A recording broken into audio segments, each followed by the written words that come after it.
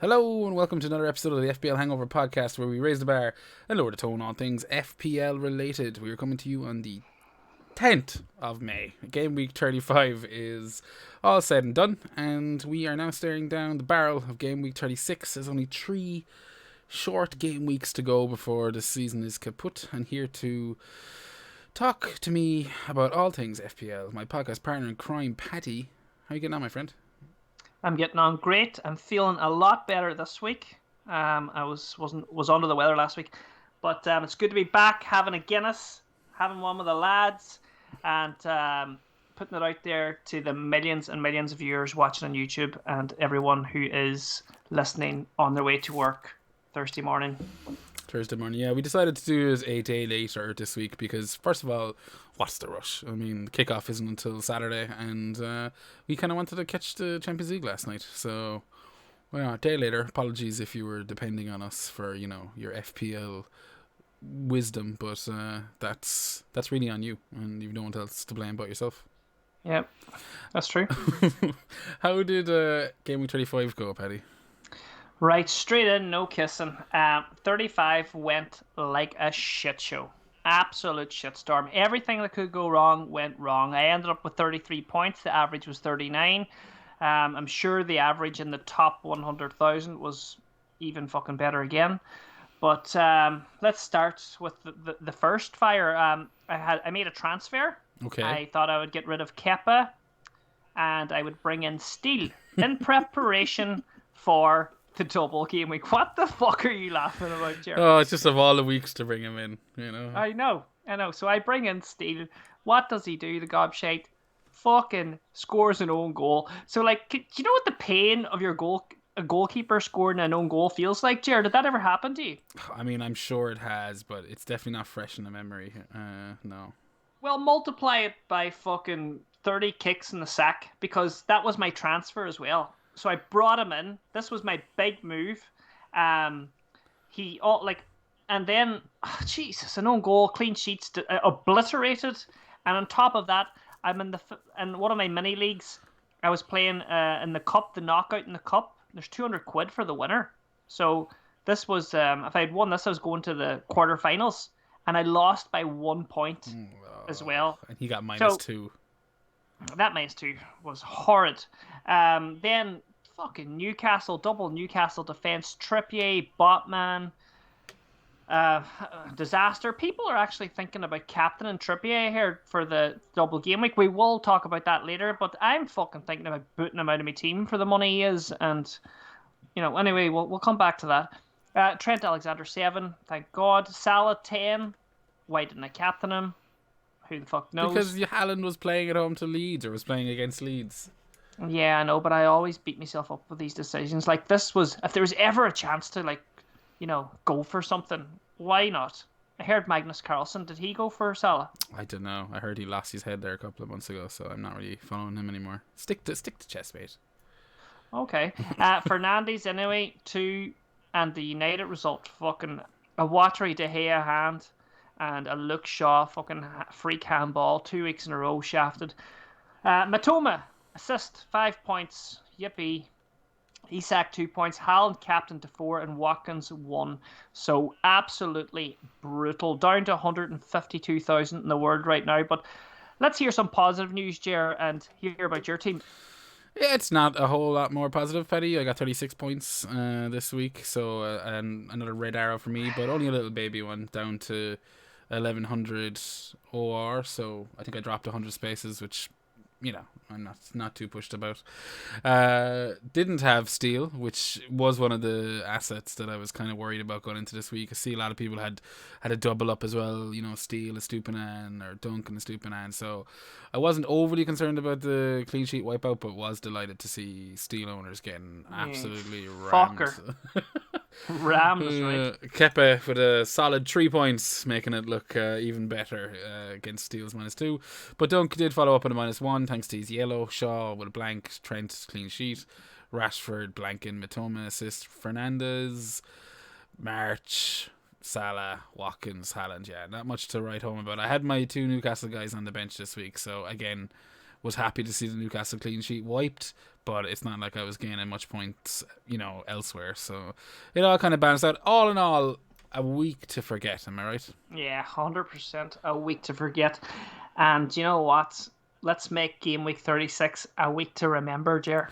Yeah, for sure. Like, with that in mind, what are your thoughts? I mean, I'm looking at your team here. I can see you have 3 Newcastle and 2 Brighton. Yeah, okay, so happy enough to have, the 3 players and the 2 Brighton, but my plans were initially to bring in another Brighton defender. Okay. I was looking there, upgrading Henry to maybe a Stupian or Dunk or someone like that. Yeah. Because I've made the money back now that I can now afford a Stupian, because that's what my big genius transfer was with Steele. Mature move if Yeah. I've ever seen one. A shrewd move. And now after that thumping, I'm kind of inclined. Now this is where my head's at. Could still go with the extra Brighton defender, but I'm sniffing around Evan Ferguson for Watkins. Interesting. Yeah, well, I mean, first of all, you have your Newcastle sorted out. So that's one of the 2 teams Dublin this week, Brighton and Newcastle. You have that covered. Your Newcastle is in the bag. 2 defenders, Isaac up front, so you don't have to worry about that. I mean, it's an interesting approach with Brighton in terms of Evan Ferguson. Are you not a little bit concerned about his minutes, though? I'm 100% concerned about his minutes, because we have Welbeck and we have, what do you call the other guy? Undav, I think, is playing. Undav, and then you have another young. And Ciso. Ciso. Is Ciso a midfielder or forward? In the game, I'm not sure, but I think in real life he's playing as like a midfielder. Right. Okay. So there's those guys, and then Ferguson just back from injury. Youth player kind of. Yeah, but I mean, I do fancy him. I was looking at some of the FPL Salah's goal scoring stats. Mm-hmm. He's up there at 44% to score.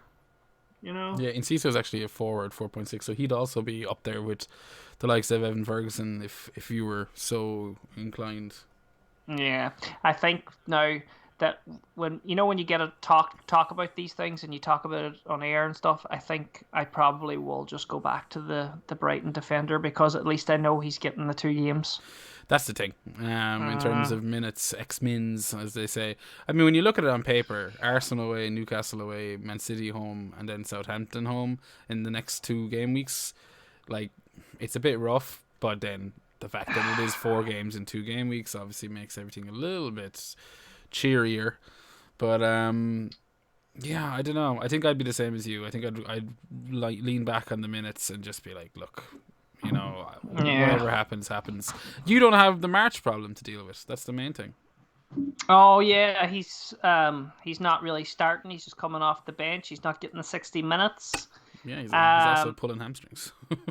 Oh, has he pulled his hamstring? Yeah, he came on as a sub in the match. Looked pretty tight, or looked like he was pretty up for it. And then pulled his hamstring about 10 minutes from the end. So that's a straight swap to McAllister then? That's the question, isn't it? I mean, that's where I'm at. Do I just go, because I have the 2 transfers this week. You only have the 1, but you did kind of do your move last week, so that was in preparation for this week anyway. But I have the 2 transfers this week myself, and I am tempted to just go, easy move, March to McAllister, and then follow that up with what Newcastle striker I'm going to go with. But Wilson, you think? So as an Isaac owner, you'd rather have Wilson?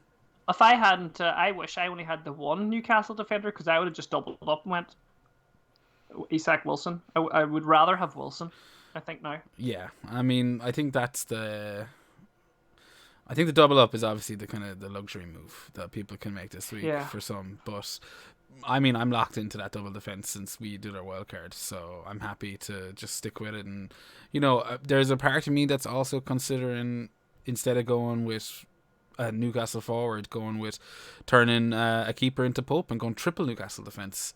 Interesting. And really, fucking putting all my eggs in that basket. But are Brighton playing Newcastle this week? Mm-hmm. I would assume so. Yeah, Newcastle and Brighton. All right, so then you would, okay, so you'd be looking for a nice draw then. 0-0. 0-0. I mean, if Newcastle got 1 clean sheet in the next 2, I'd be happy. But it's hard to see that with the way their form is, yeah. Their form in front of their own goals is like it's pretty poor. I mean, I can't remember the last time Trippier got a return. You know, you mentioned him burning a hole in your transfer funds. Yeah, I was looking there. The last 7 matches or 6 matches, they're all 1-pointers, 2-pointers. It hasn't been pretty viewing.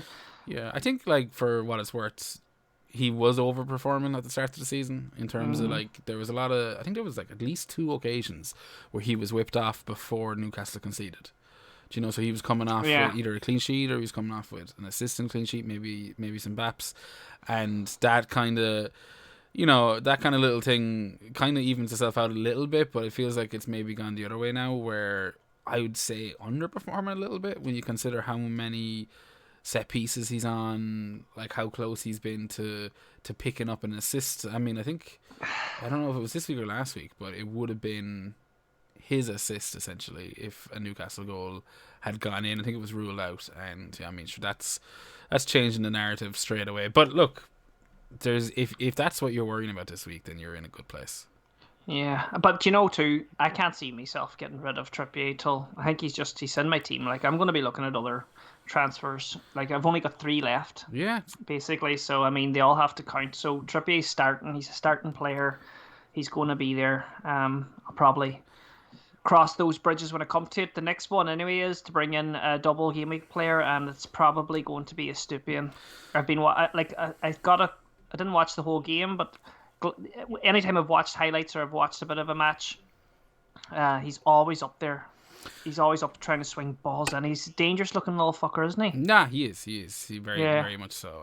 He kind of, I mean, I think there's a slight rotation risk, not rotation, but rest. You know, there's a slight concern over him picking up a rest over the next couple of matches, considering pretty much everyone else has been rested. So, but I don't think anyone should be really factoring that into their decision making, and just if you get stung, you get stung. I mean, I could say the same about Steele this week. You know, the question's always been whether or not he was one bad performance away from losing his place, and De Zerbi kind of resorting back to Sanchez, especially after Sanchez, you know, playing pretty well in the cup. So maybe that own goal has just gone and done it. I mean, that'd be a real kick in the tits. Yeah, but you have to. I mean, I know you're trying to get inside my head here and hurt me, talking like that, Ger. Like, I mean, there's no call to even bring that up. I know you're stabbing me in the heart. I'm not stabbing you. But I mean, that's not going to happen. Paddy. I'm just being Steele honest. owners, do not worry. That is not going to happen, because you know why? Why? The manager will not hurt Steele's feelings by doing that. Just because you score an own goal, you know, you'd be like, no, you're not going to drop someone for making one, you know, a mistake. Do you know what I mean? Look, I mean, you're probably right. But it's not like if he does it again, fair enough. It's not like Steele has got several seasons of consistency behind him. He was kind of a out of nowhere kind of call up based on the manager obviously not being happy with Sanchez, and you shut your whore mouth. That's enough out of you, alright? I'm just trying to panic all this. I think maybe I'm trying to make myself feel better. You're a fucking... You know what you are? I'm a dirty whore. Yeah. I'm sorry, buddy. But, so... I'm raging here. You have my heart. It's beating through my chest here, thinking of Steele could be, like, rested. This bastard that I brought in got me a -2, and then he doesn't start the double. Like, how dare you, Ger? I'm fucking dropping cans all around me and everything. I've really rattled you. I'm sorry, Paddy. Jesus, breathe. You just wait until 4:30 on Sunday when the team sheet comes out, and I'll drive to Limerick. And do what? I didn't do anything. I didn't rest him. I know you're putting the blink on him. You're putting the. If anything, I'm reverse jinxing him, and I'm hoping he's going to start because of it. Anyway, he's going to start. Is McAllister going to start? I mean, like, I'm pretty confident he will. He's on pens. That's the safe option, isn't it? Well, yeah, of course. I mean, I was kind of wishing that McAllister wouldn't start in the last game week, because that was the one player that my opponents had. I'm going to keep talking about this cup. That if McAllister hadn't come on, I would have been through. And if McAllister had got 5 points, I would have went through, because we would have drew. And he ended up getting a fucking bonus. How did he get a bonus point in a 6-1 demolition? Like, it's rigged, man. It's absolutely rigged. It's absolutely rigged. Did you see the goal? No, I didn't see it. I was driving. I was somewhere. I was out. That would have pissed you off even more. I mean, he essentially, there was I think Mitoma, I don't know if Mitoma took a shot or he passed it, but there was a big deflection, and as he was falling down, the ball hits his shoulder and goes in. So like he didn't aim it, he just happened to be falling backwards, and the ball ricochets off him and goes into the net. Sick. So I don't know, between that He one, knew nothing about it. he knew nothing about it. But at least I got that Matoma assist. Yeah, that's true. I mean, yeah. I know I went out of the cup, but I needed something. I know people have Matoma. He's got good ownership, doesn't he? Like 20-something% or something. Yeah, Matoma is currently sitting at a 24%. No, is it 24%? I don't know. I don't have it on mine. They've 28%. So 28% only. Maybe it was at that time. But yeah, so I needed those points anyway. Yeah, I mean, like, you needed some points because just like the rest of us, it was an absolute shit show. Big blank from Haaland, and that obviously raises questions on what are you going to do with captaincy this week. Now I know we're baiting through it; it's only 15 minutes in, but it's going to be a short enough show this week. It's okay to bait through them sometimes too. Yeah. You know what I mean? Sometimes you got to be honest. You just got to be honest. The feeling's the same. Yeah, you got lads dragging out 3-hour podcasts, and you're gone. Yeah, could have done this in 10 minutes. Yeah, exactly. So, right, okay. I don't know. It has to be. Fuck me. This is a really difficult one because sometimes people there's a urban myth out there that double game weeks are traps. Oh, I don't know about that. Where's that? Yeah, people can say it.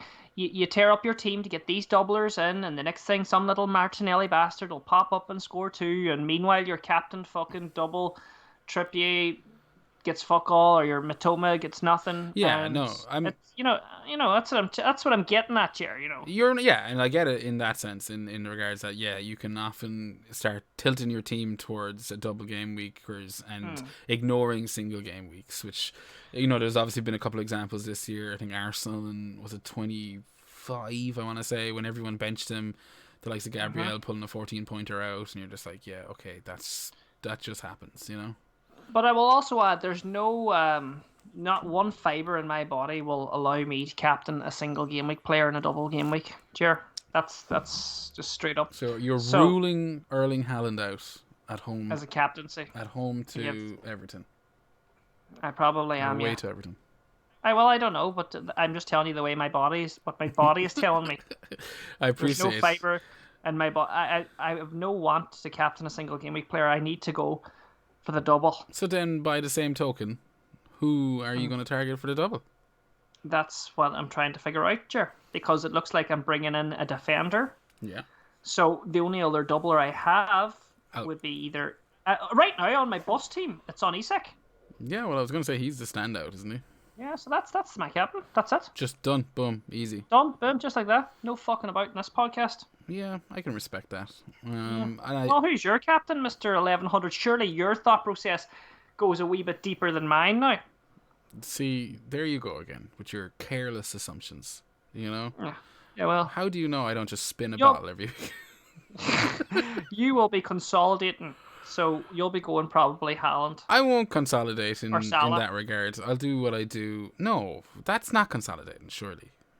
No, it's not. I mean, like Salah for a start is definitely going to be, I'd say, under the doublers and Haaland in terms of captaincy. No? Yeah, but I mean, Leicester are so poor. They are, and I mean that also brings like the dilemma for a lot of people this week, myself included. Who do I put on the bench? The likes of Trent. Like if I was to look at my team as it stands, I've got Shaw on the bench, home to Wolves. I really like that. And I've got Trent who's starting in my lineup, but only because I haven't decided what to do with Watkins yet. He'll become a Newcastle striker, either Wilson or Isaac, and that'll obviously mean I have to take someone else off. And I could also just go March onto the bench now that he's not playing and go, yeah, fine, I'm only rocking with 2 Brighton. But it's that second double that's putting me off. Holy fuck, I've just realised I have the same problem as you. Yeah. I'm looking at my team here. Yeah. This team is fresh. I haven't made my transfer, and I'm thinking, I was listening to you going, haha, I don't have that problem about a bench, because I'm looking at my bench and it's shit, Andrews, Bueno and Henry. but I'm going to turn Henry into probably a dunker and a Stupian doubler. Exactly. And who do I? I can't drop my double Newcastle. I can't drop Trent. But you have Watkins. Probably drop Watkins, yeah. Yeah, and then because you have your 3 Newcastle, so it's not like you can turn Watkins into. So there you go, you're sorted. You can play Trent. I know. Play the old 4-4-2. Yeah, but if it's over a double game weeker, like you're not gonna think too hard about that. Yeah. So that's what I'll do. So you don't have the same dilemma as me. No, not anymore. False alarm, fake news. Yeah. So your dilemma though is you have who are you gonna drop? Shaw? Well, Shaw's already on the bench. He's definitely on the bench, which I don't really want him, but he's the first one on the bench. I've seen people talk about. I wouldn't say I've toyed the idea, but I've seen talk of Rashford on the bench, which not Christ. a hope. No, not for me. No, he plays, but Trent away to Leicester, like that's going to be a big worry. You know, having him sitting right there. I don't know. You couldn't put Trent on the bench. Well, I mean, if I get in a Newcastle player for this is kind of why I was leaning towards the triple Newcastle defense, because I could just turn a goalkeeper into Pope, turn March into McAllister, and that's it then.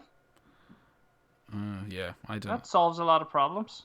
I know it's a kind of boring transfer, but I mean, nah, it doesn't solve it. I mean, after looking at it there, I'm actually going, no, that isn't even going to work.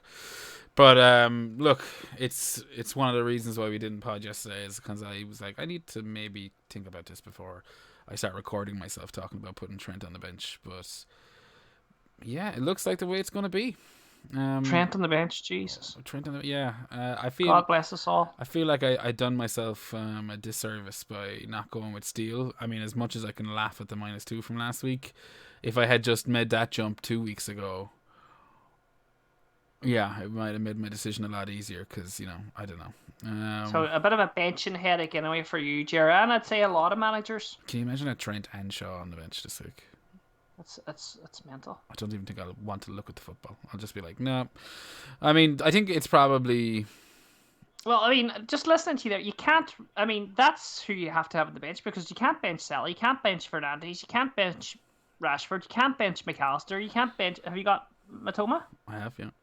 Yeah, you can't bench him. So none of your midfielders can be benched. That's the thing. I mean, look, the way I'll find some comfort in it is that I feel like no matter what decision I make, it'll turn out arseways. Yeah, that's a good way to look at it. That's how FPL works, you know. Mm-hmm.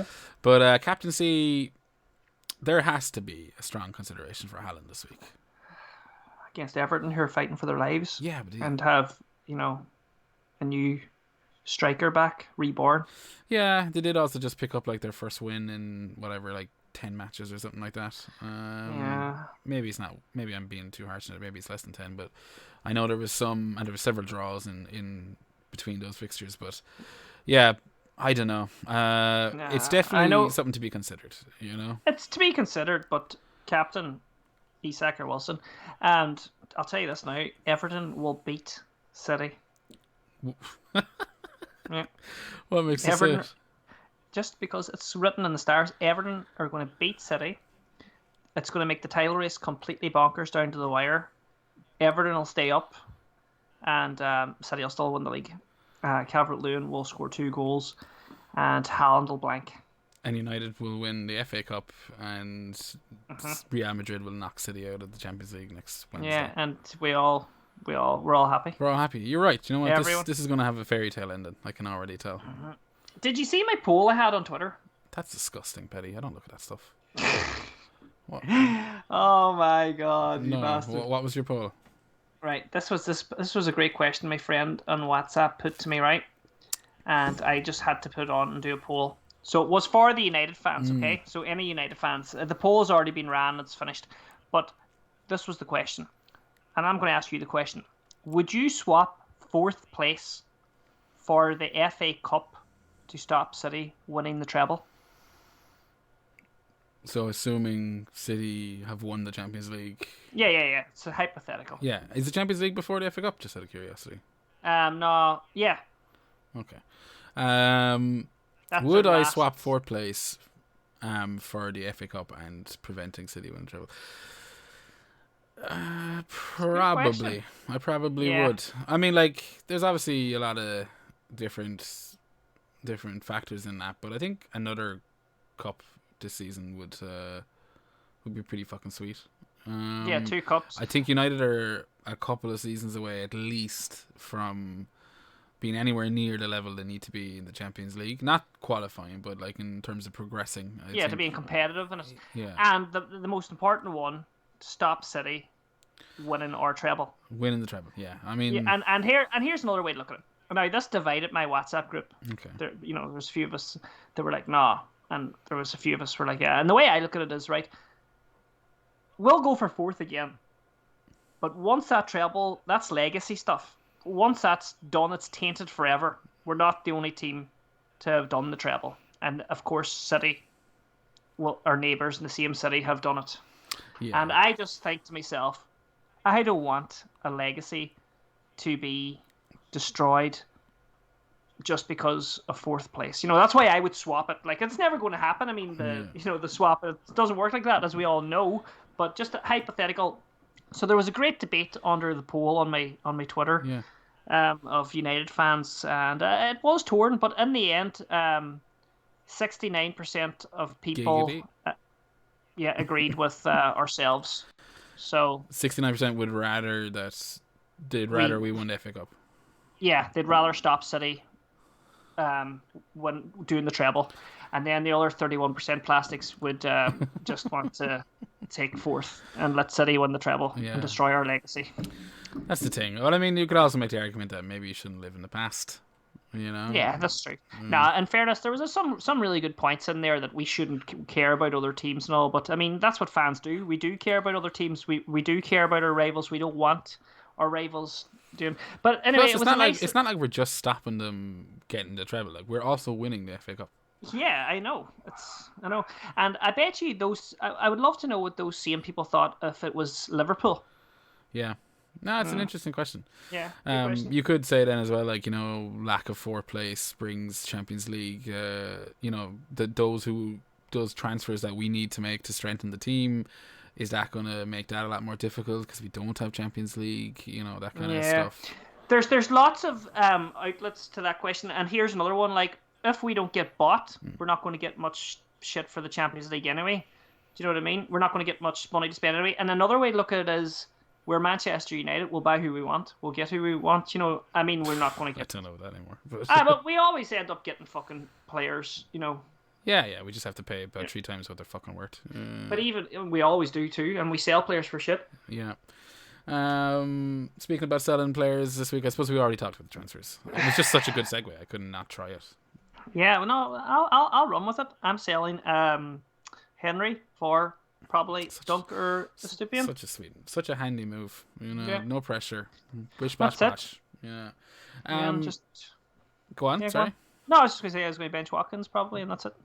Yeah, or you could also. Oh no, I was gonna say you could also look at turning Watkins into Wilson, but sure, you have the 3 Newcastle, so there's that. Yeah, no, I think you're actually pretty set this week, really. In terms outside of maybe, you even seem pretty confident on the captaincy option. So no Trippier for you then, no? Yeah, no Trippier for me, no. Coward. I don't think. Coward. I'll fucking do Trippier, right? Just don't you push me. I'll fucking do Trippier. You don't have the stones. No, I won't be doing Trippier. I will just go with Isak. So who are you going to captain, Ger, Mr. fucking 1100 up there, fucking and nearly in the 3 digits? I haven't decided. That's the truth. Yeah, you're real. Yeah, sure. You just don't want all the copycatters out there to follow suit. Yeah, all the millions of them. No, I genuinely haven't decided. I feel like the easy option is the Newcastle striker, but if I was to go with Callum Wilson over Isak, I might be less likely to captain him just because I'd be worried that he can't do the 2. Yeah, I mean, like, we know his hamstrings are made of, cheese. So, like, there's a chance that he doesn't start in one of the 2 games. He was also... Yes. When Newcastle were chasing at the weekend against Arsenal, he was the one subbed off with Isak still on the pitch. So, reduced minutes is a serious consideration. So, if I went Wilson, which I am very tempted to just because of, there's probably a bit of a differential there considering everyone's already swung on Isaac at this stage. Yeah. I would be maybe more likely to consider the likes of Trips or Haaland. And as I said, I still think Haaland is, You're still backing Haaland probably for the captaincy. I feel like there's going to be... Is that what your gut's telling you? Well, my gut is just telling me it's Erling fucking Haaland. It's like he's... Well, that's it. Yeah, but, this is FPL. Your gut doesn't... So what's wrong with my gut then? I don't think there's anything wrong with your gut, Paddy. I mean, that's individual to you. We're all different. We're all different, aren't we? Yeah, I mean, some people can't look past the double game week. I don't think I can either. I'm kind of playing devil's advocate a little bit with you. Yeah. But, others can. I know that I'm not considering Salah. I know away to Leicester is a lovely fixture, and Liverpool are starting to, put together a bit of a run and look better, and Leicester are absolutely shit still. So... Again, hence the Trent on the bench worry, but I still am not considering Salah for captaincy this week. I think the fixtures for Brighton, they look a little bit tired now. De Zerbi has made comments about players not being able to really play the amount of fixtures they've got coming up, like the 2 games in a week essentially. So that coupled with like away to Arsenal and away to Newcastle, even though I'd hope for a few returns out of my players, it's not armband material. Whereas you look at Newcastle, they're away to Leeds, and as I said, Leeds are pretty much on the way out, I'd imagine. Even though I expect them to put up a bit of a fight, I don't see them keeping Newcastle out. And then they're at home to Brighton. So, even though, again, I expect the Brighton match to be a difficult affair for Newcastle, it's still a home fixture, and I expect them to get a couple of goals in it. They've been on a pretty good form in front of goals, pretty much all season, but particularly last few weeks. Yeah. So, Trippier then, as I said, I think is a bit of a wild card. So if you were very unhappy with your rank, not you, Paddy, but if one was very unhappy with their rank, I think Trips is probably... it's a nice punt. Do you know what I mean? It's a fairly safe, a logical kind of punt. Because I do think he's only a little bit of luck away from returning a double digit. Do you know? Yeah. And then with the 2 fixtures, you're going like, I can see him coming out of that with 10 points. Do you know that kind of way? That'd be nice. Yeah. All right. So we've somehow got 30 minutes out of this so far. Pretty happy well, with that's good. That's good. 30 minutes is decent. 30 minutes, considering like we said this a few weeks ago. FPL is kind of, it's run its course now already this season. First of all, I can't believe how quick this season has gone. It's flowing in. 3 weeks, man. It's done. 3 game weeks. And then secondly, I can't remember where I was going with that. But either way, my point is just that the move, I get it now. It's just that the move, like, what we're doing, save for maybe a crazy punt in game week 38, what we've got planned with the doubles, with all the kind of same teams playing in the 2 weeks, between now and the last couple of weeks, it's been pretty much set in stone. Like, there's certain players you're just not getting rid of. Like like looking at United assets. United have been pretty poor lately. They've been pretty poor for a while now, but they're capable of returning heavy results. And with the doubles, you're not going to come off them. It's like maybe you would be a little less likely to get onto an asset like the likes of a Luke Shaw or something. You might be thinking like if you played your wildcard maybe 2 weeks ago, maybe the likes of Luke Shaw doesn't look anywhere near as appealing as he did when we played our wildcards. But now that we have them, like, they're not going anywhere. They've got double in 37. Yeah, that's exactly it as well. So it is kind of set in stone. And remember, you have 3 transfers. Make them fucking work. Yeah, and I have 2 this week, so I am tempted to go -4 to actually switch my team around a little bit and just kind of... Well, yeah, that's another option. You could really vamp it up. Yeah, that's the thing. A little mini wildcard, as they call it. Because it feels like it's annoying. You're losing... You've lost that transfer with March. He was your doubler. Do you know what I mean? I can see where that's a bit shit. So, between himself and... Ake, who picked up that knock a couple of weeks ago. I think I've been a little unlucky with injuries over the last few weeks. But that's the way the cookie crumbles. That's the game, and you're flying. You're having a great season, and you know what I mean. If you took the -4, you could propel yourself back into that 3-digit. I still have loads of faith in you. I think you're going to get that 3-digit rank, and Jesus. Like, I am rooting for you, Ger, to get that 3-digit rank, because the sponsors that are going to roll in when they hear that we Me and you are 3-digit managers. You and I together. We're a package, like. Yeah, no, I mean, well, obviously, what I do, you do. So, What's yours is mine, and mine's yours. So, like, I mean, for us to get that 3-digit rank is going to be incredible. I can't wait for us. That's going to be a game changer. Yeah, I'm so happy for us. Before we wrap things up, Paddy, do you want to maybe do a little bit of a mini league shout out? I do want to do a mini league shout out, and I have it all ready here. You I'm do so not. prepared. You do. This is what the sponsors are going to get. Yeah, you're right. You know, you gotta professional. Yeah, we gotta end the season as we mean to continue. Mean to go on. 100%. So, the manager highlights. The manager of the week. This week is Jonathan Weller. Jonathan Weller, what a name. It's a powerful, that's a presidential name. And Jonathan Weller got 66 points this week. Oof. So how in the fuck did someone get 66 points? Like, what? Where does that come from? I don't know. I'm going to have a little gander while you read out the rest of them.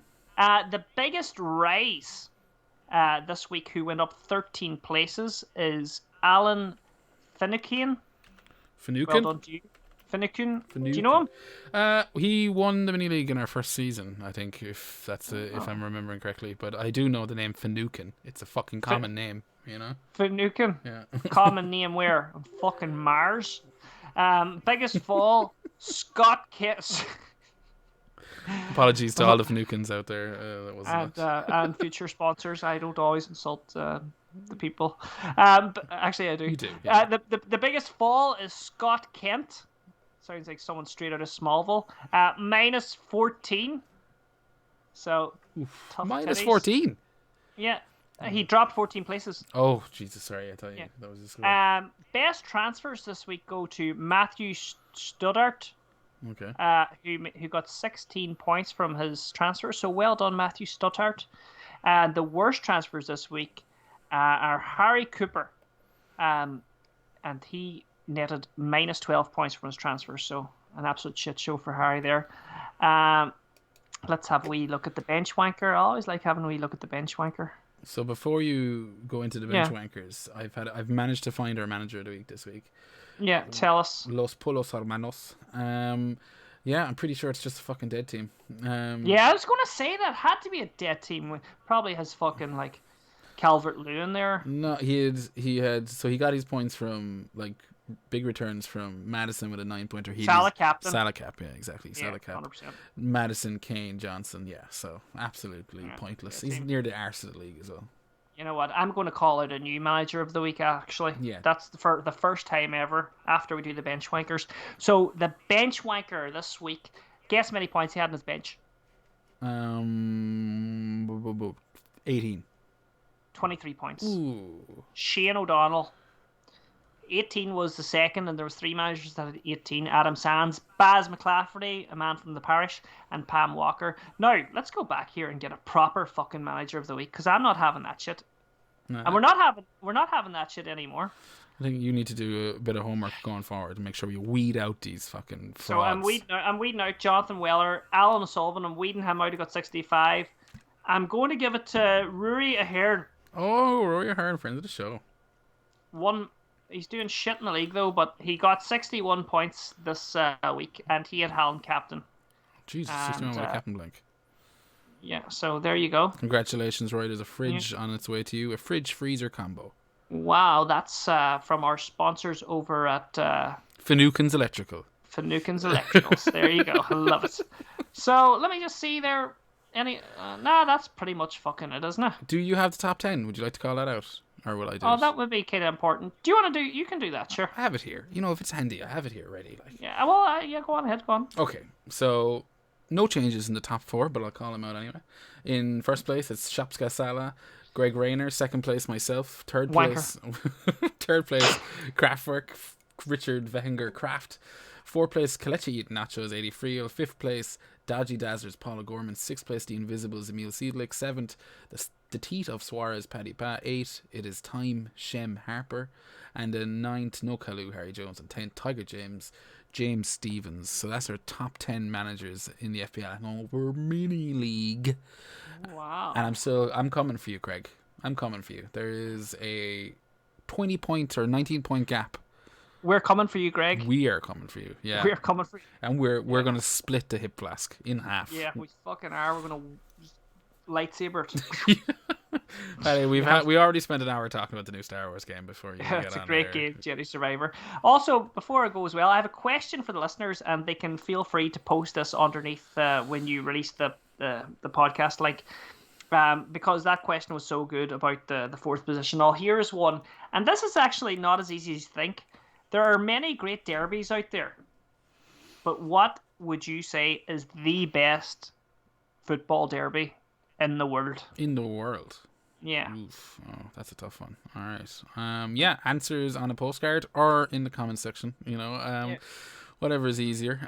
If you would like to send us the answers, you can get us on Twitter at FPL Hangover. If you want to send it to us an email, it's fplhangover@gmail.com. But also feel free to stick it in the comment section on YouTube after you've given us a thumbs up and a like and a subscribe and shared it with all your friends and family and all the usual jazz. Paddy, where can the Maniacs find you? Oh, I love that, Ger Bear. The Maniacs can find me. And it's not going to work. It's not going to stick. When it's already stuck, Ger Bear. And when they do find me, and we get some good results in for the best derby, we'll put them to a poll. Right, Ger? And the good kind of poll, not your filthy mind. No, the filthy mind poll. We'll poll them all.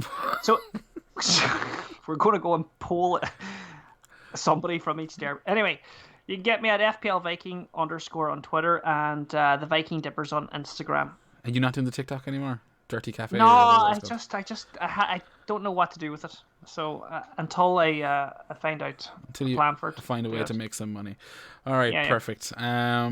Okay, folks, we'll leave it there. Enjoy game week 36. Most importantly, God bless.